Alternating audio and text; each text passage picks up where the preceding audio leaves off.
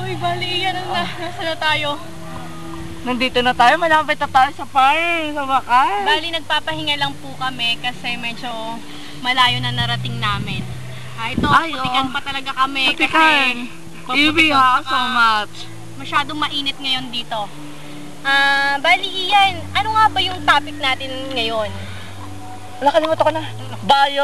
Biodiversity. Yan. Okay, alam mo ba na ang biodiversity o ang biological diversity ay ito yung sum total ng different kinds of species.